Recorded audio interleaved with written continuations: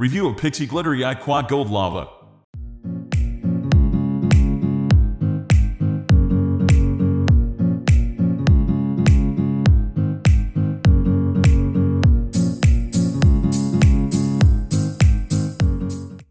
It is a pressed glitter eyeshadow quad and comes in 3 variants: gold, rose gold, and blue.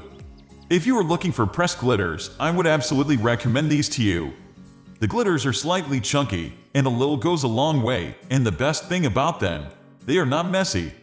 On touching, the glitters feel quite fine and had never felt scratchy on my eyes.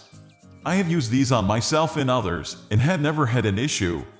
It is as easy as picking up some glitter on fingertips and pressing on the lids.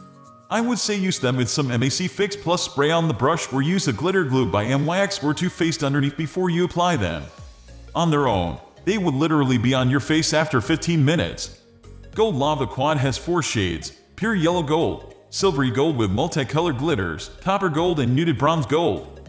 I personally love this quad the most compared to the other 2 variants, mostly because I can use it literally every day for a little pop here and there. But that said, the other 2 quads are stunning too. I had been eyeing this for a while now, and it gets sold out every single time. It comes in 3 shades. I picked up the darkest of the 3 because it is a sheer gel.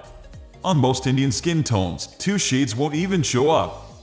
Flushed is deep wineberry color and literally looks most natural and beautiful when blended out. I have shown the color on 2 skin tones. On myself, I have to use quite a bit, and honestly, it has been my go-to product of late. I adore it. It gives a beautiful natural flush to the skin. These days, I literally just apply concealer and this for my face makeup. It works better on bare skin or if you have light sheer foundation.